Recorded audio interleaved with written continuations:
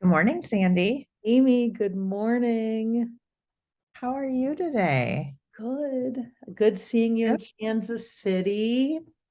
Yes, I'm coming from Kansas City today. We haven't moved yet, but we were here for a Chiefs game yesterday, and then we have meetings today, and I'm picking up apartment keys. So lots of fun stuff today. How are Love it. you?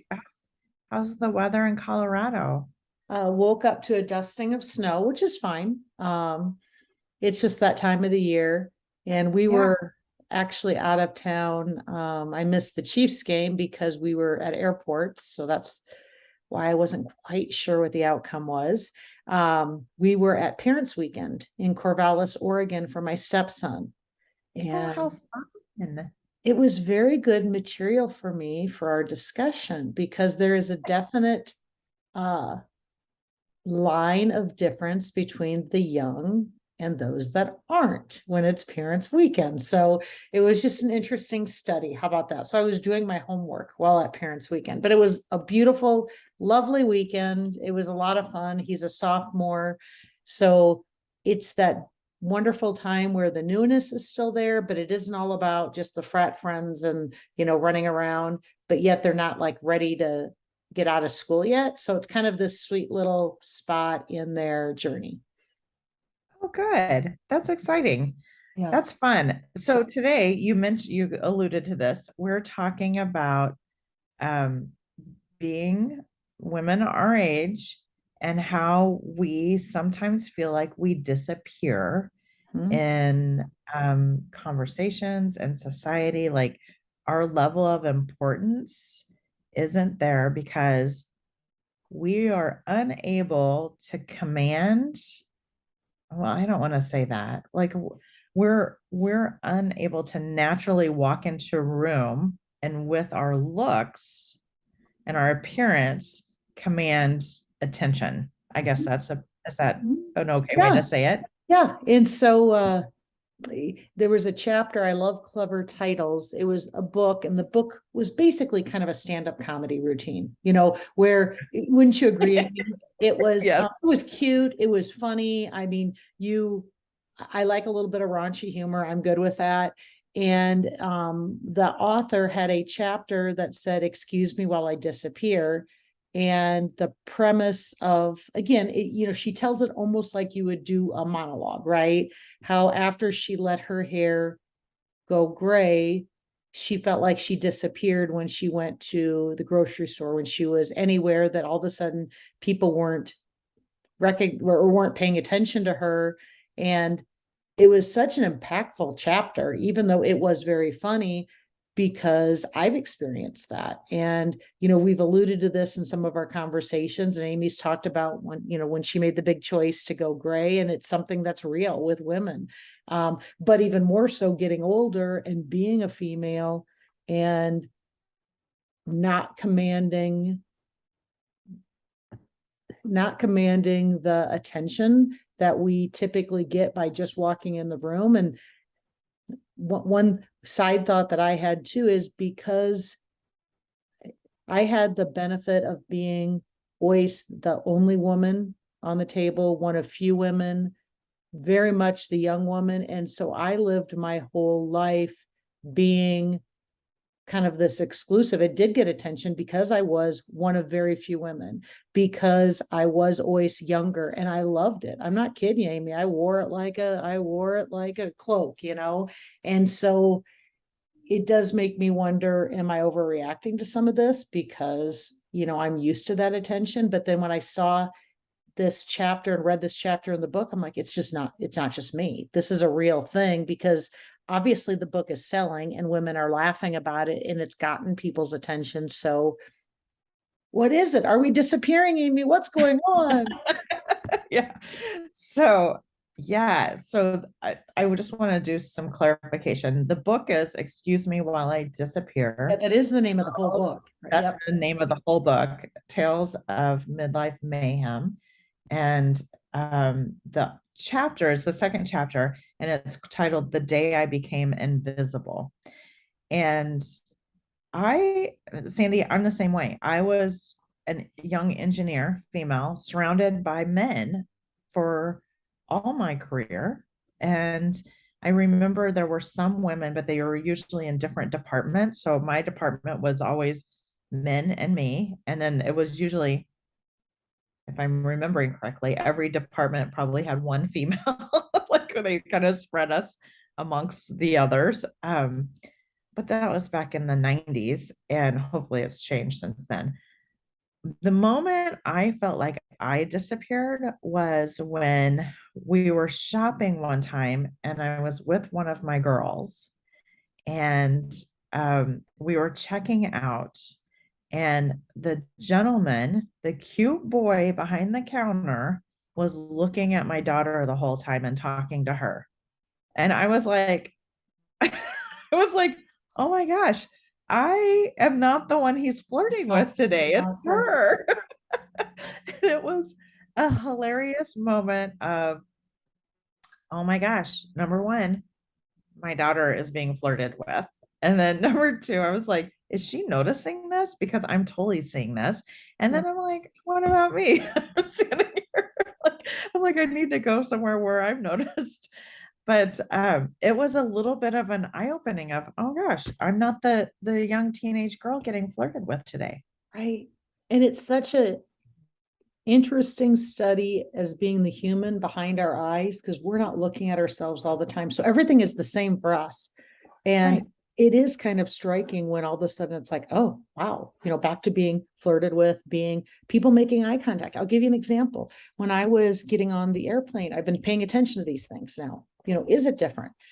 You're walking down to your aisle and you notice people are looking, they're kind of and again, it doesn't have to be flirting, but they're kind of assessing, right? Who is this person? They're just bored, right? And Yeah. I remember, being young, just a lot of eyes on you, right? Looking you up and down, trying to analyze where are you from, which background, do you have money? Yeah. Do you, what is this person's story?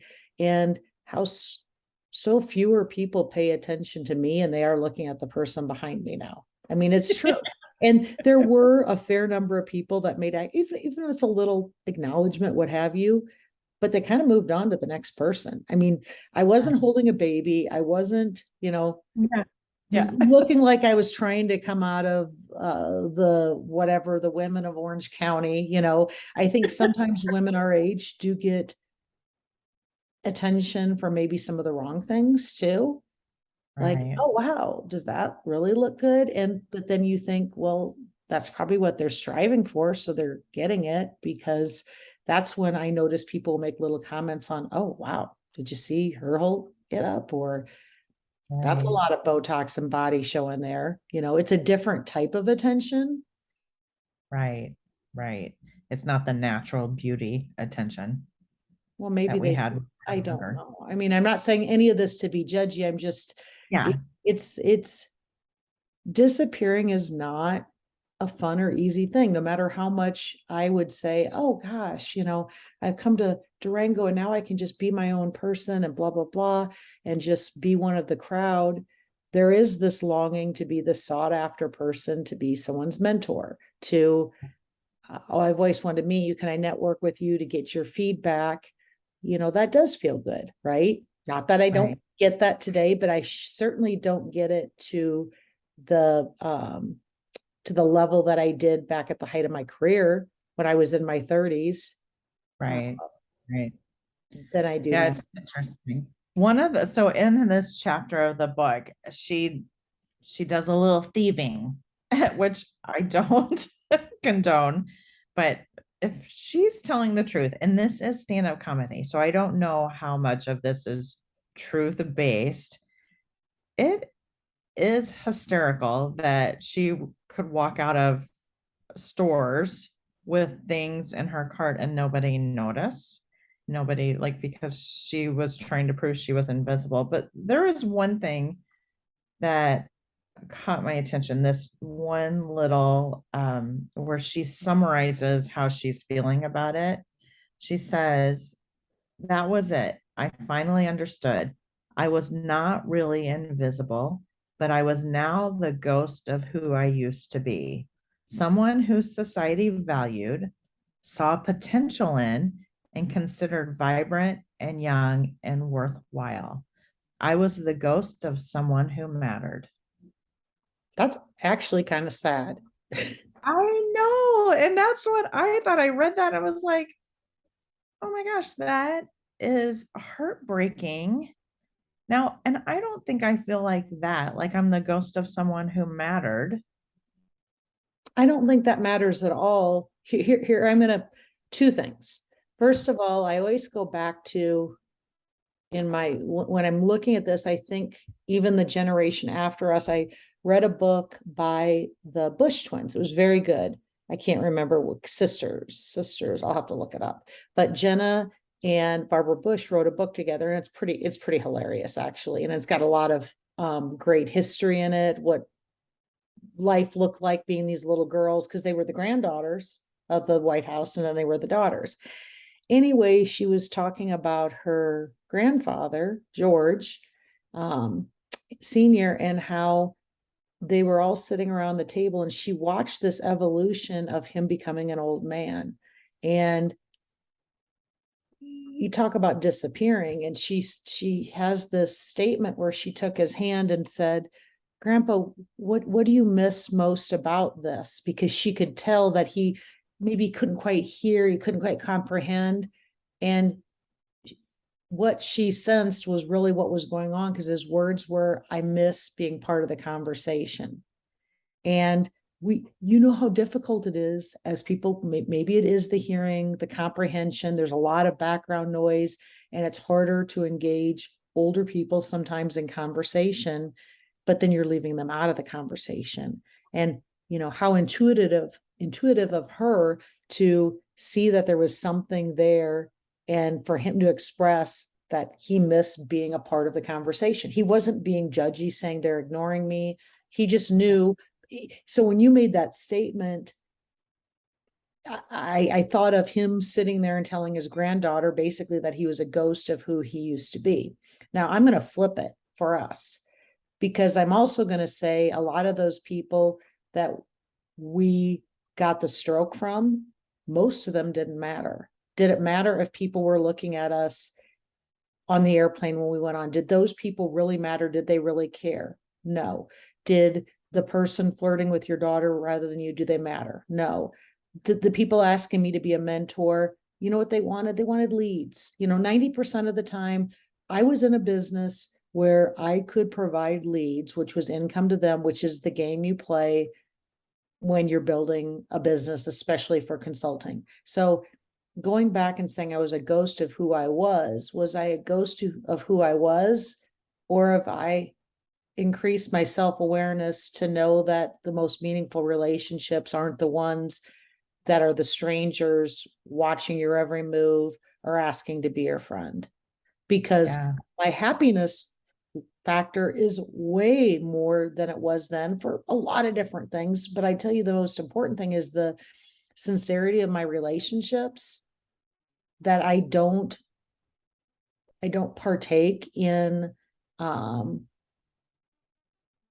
assessing myself for the looks, hey, I'm all for wanting to be better, a best version of myself. But going back to the Oregon State and going to the parents' weekend, the reality, Amy, is I can tell somebody's age, really. They could be 100 feet away, and I have a pretty good idea of how old they are. So you can get all the Botox in the world, hair implants, do everything you want. There's just something about gravity and nature that it is what it is, right? We have a shelf life, and it's no matter how hard you try, you're still going to age, right? Some people age better than others, worse than others, but it is what it is. And it is such a study to see the parents who come to parents' weekend, and you can tell right away the ones that are very comfortable in their skin and the ones that are trying to be sorority, fraternity. And I tell you, the guys were worse than the girls, honestly, in this, who trying to be that ghost of their former self, right? Right. And even though Trying to be their 80% former self. Yeah. trying to be their former self, right, because they're feeling like, back to her words, I was a ghost of who I used to be. We are who we are, right? And everything, whether it's leaving college, because those were the good old days, right? We always tell our kids, enjoy it while you're here, because when you get a real job, it's going to be different. enjoy it while you have it, because when those kids get older, you're going to miss them. So it's all these graduations to the next step. But we don't become a ghost of who we used to be if we allow ourselves not to be that. It's celebrating in the person you are today. Yeah, and I will tell you, I never thought of myself as the ghost I used to be. Like, I've never even thought that because I'm with you. I am more authentic to my real self now. I am more comfortable in my skin. I am more confident. I have better relationships with all of the people around me because I can speak my voice and it's okay. And I agree, like it was more superficial when I was younger, and I relied on that to Right. get, open doors for me. And I don't rely on that anymore. I rely on my smarts and my like wisdom and like the things that I've learned that have brought me here. That's what I rely on a lot more than just my looks getting me in. And one of the things when I was going through this, and I was trying to think of people who have aged and have gotten better with aging. And one of the people, women, that I was trying to go through women, I thought of the barefoot Tessa. Mm-hmm. Like she has aged. She's let herself age. You know what I mean? Like she's not Right. superficial. She's very authentic on who she presents to all of us. At least it feels very authentic. And there's not a lot of superficial drama or Botox or in it. There's nothing like that. She's just it feels comfortable. And I am almost like There's a maybe that, beauty to that, Amy. I think there's such a beauty to being comfortable in your own skin and projecting, here's who I am, you know? yeah, and making other people feel comfortable. Right. Like that's what I keep watching her and I feel comfortable. And maybe that's my age of I identify with her and I'm I like her. I feel comfortable with her as like I would love her as a friend. Whereas someone like Chris Jenner, probably not because she still feels to me like she's trying to present younger and be part of her children's lives by, so It's an insecure, and I'll tell you, my husband has often said, he's like the authentic confidence is really a sexy thing. yeah, yeah. So Would whatever, whether the would have been, gray hair or what have you, and I did find what you don't get the same attention, but if you really pay attention, you're not completely disappeared, right? And you got to find the conversations you're comfortable with, which, back to George Bush, he probably had great conversations one-on-one, but it was probably a lot when there were people fighting for airspace around the table, where back in the day, they just allowed him to have airspace, but now they're being dismissive.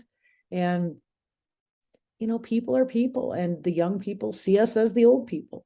I like to tell the story about my mom saying she remembers specifically the day she turned to my dad and said, "Oh my God, we're the old people now." And the generation ahead of them had died off, and it was somebody made a comment about an old person. She's like, "That's us. We are now the old people." And I tell you, for an example, my parents have done nothing other than embrace it. They've they never bat an eye about saying how old they are. They're just their goal is to be the best version of themselves and to each other. And I tell you too, they find more satisfaction in being there for each other than looking for it from people from the outside. That's another lesson I think I've learned from them, and how they kind of become a team, when they greet people, when they do things, they're doing more things together because they're not working anymore.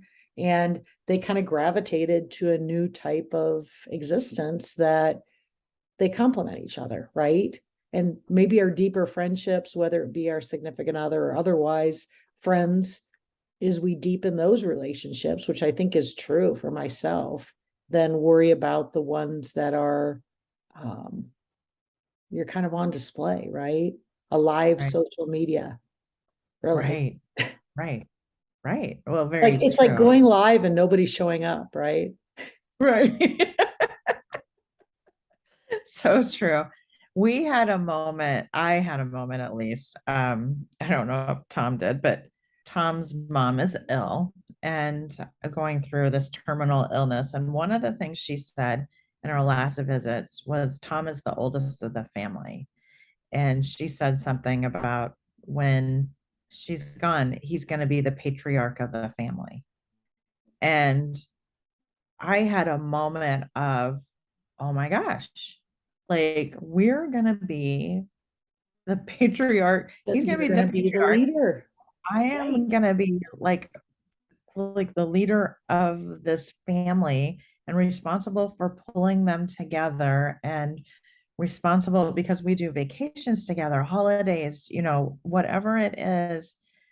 And this huge responsibility, along with um, being the oldest. Like we are going to be the oldest in the room. And I am not necessarily the oldest, like with siblings and everything, but Tom is. So that kind of puts me up there with him.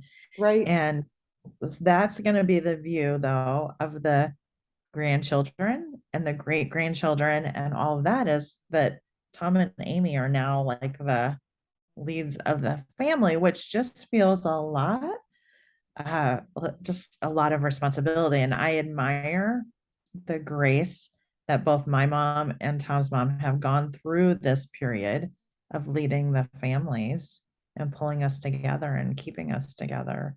And it, it's a lot. But it's also good. It's a good period. It'll be a good period of life. And also good training because they've done such good, they should be complimented for what they did to prepare you for this, right? But it is Right. kind of a shock. Back to that shock of disappearing. It's the shock of, oh my gosh, Right. it's us Yeah. now, right? Right. We're the oldest. We're the old ones. So, Amy, I Like have a Mom question. said. We're the old people now. So, I have Old a people. question for you. So, I am a sentimental kind of gal, and so is my mom. And we spend a lot of time on the past and trying to back to legacy, trying to capture memories, a lot of the stories. What are the stories? What did we learn? The laughs, the trying to restore the legacies of people that have since gone, trying to capture them before they go now. And my dad made the comment to me once. He's like, Sandy, not everybody likes to live in the past. And I thought, I'm not, it made me think of myself. And he it was very good of him to say, because I had somebody who didn't really want something posted and they didn't like all these old pictures. And it was a good reminder for me that not everyone is like me or my mom who like to relish the past. But is it living in the past? I guess some people do live in the past, like the dad playing beer pong and screaming at the, tailgate. But I think we Yeah. learn a lot from the past and it's good reminders. Do I live in the past or do I appreciate the past and what the past has given me to the person I am today, my mother, my family, the legacy of what it brings? Um, I don't know. I mean, what's that? So my question is, what's that line of being too sentimental, living in the past, using the past to the future? Is there a bad side to embracing the past?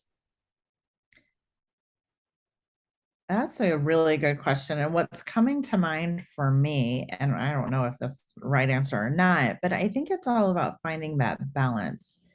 Because I think if somebody, and the balance between the past, the present, and the future, Mm-hmm. because someone who's constantly in the past, that means they're not enjoying the present. Right. And someone who's constantly worrying about the future, again, they're not enjoying the present.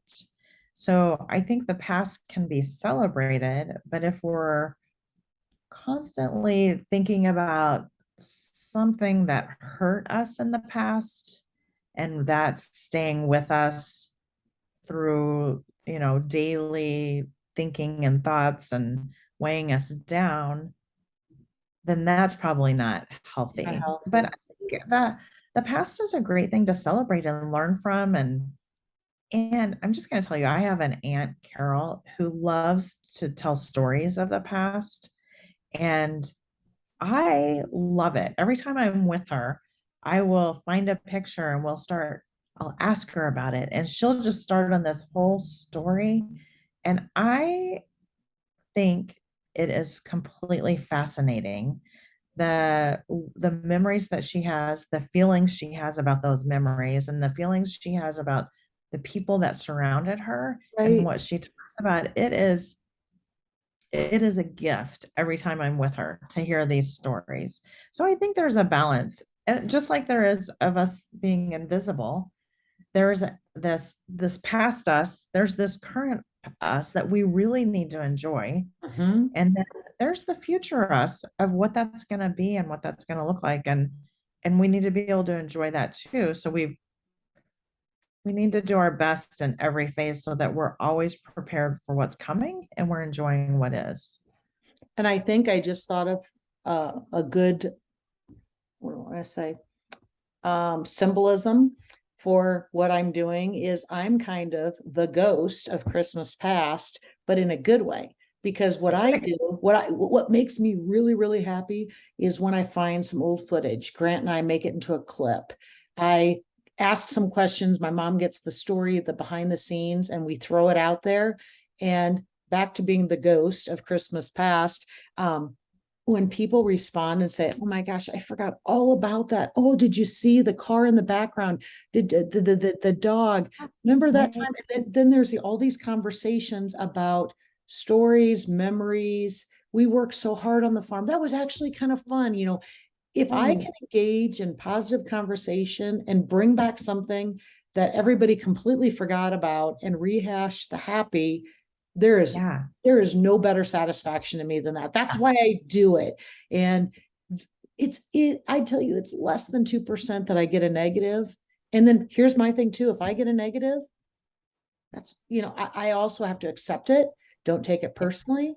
It's all good. I had somebody who said, take that down. I don't want anybody to look at me back then. I'm like, okay, I totally get it. I said, I hurt your feelings. She said to me, I said, you didn't hurt my feelings. It's all good. That's fine. That's fine. Don't take it personally, right? Because not everybody Right. does like the past, but how we can use the past to inspire the future, right? And enjoy the present because we all get good laughs out of it in the present if it's a good, worthwhile memory time. Right. Yeah. And think what you're doing is such a gift to all the family that can enjoy it. Like I just think of what my Aunt Carol does for me. And I love it. And I'm just going to say sometimes she'll bring up stories when I was a kid and I was a little bit of a brat at moments, or there's something. And I'm like, it's just who I was at the time. It's okay. And, you know, yeah, that's okay. It's just thankfully I grew out of it. I'm not that Right. person anymore. But what you're doing is honoring the memories, which I think is so important. And it's making everybody less invisible. Yes. Yes. Yeah, we're not disappearing. This is who we were, and this Here, is who we are yeah. now. Here's where we are. And there's a future, baby. And Yeah, there's so much to look forward to too. And the future, maybe. disappearing from certain things is not necessarily a bad thing. It's very noticeable, but can we live from not being flirted with? I mean, really, we've had other episodes where we talked about this kind of like smile more, and was it really us or was it a persona of what people wanted us to be? Right, right. And now we're being seen for who we actually Yeah, are, damn it. which is okay. So let's wrap this up. Okay. Real, ideal. Let's let's start with the ideal in this situation. Or maybe we'll start with the real. What do you Either want to start one. with? Um, let's start with the real. The real is we are aging. People look at us differently. how we're treated at different stages in our lives, whether it be looks, whether it be prominence, whether it be career, kids. People are going to treat us differently, and they're going to look at us differently. Life does change, right?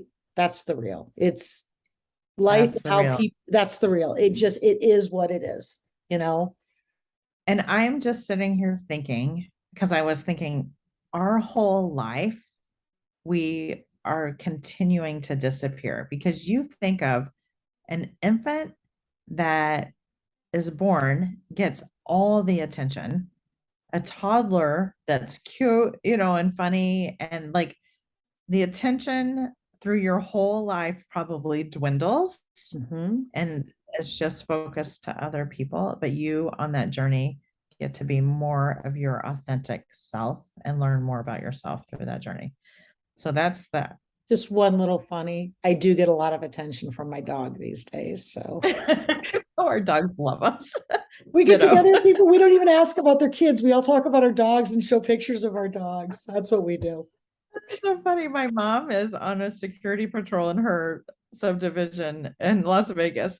And she was talking about she doesn't know the names of all of her neighbors, but she knows the names of all their dogs. Amen. Yep. So I think the real is we are all aging, but the ideal is realizing that there's good stuff in aging and just celebrate it, honor the past, and let's just keep living in the present.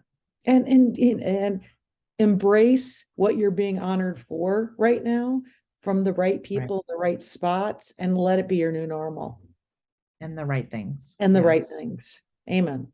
Lot of amen. Amen. Amen. Amen. All right. All right, Amy, Thanks. enjoy Kansas City. Thank you. See you next time. Bye-bye.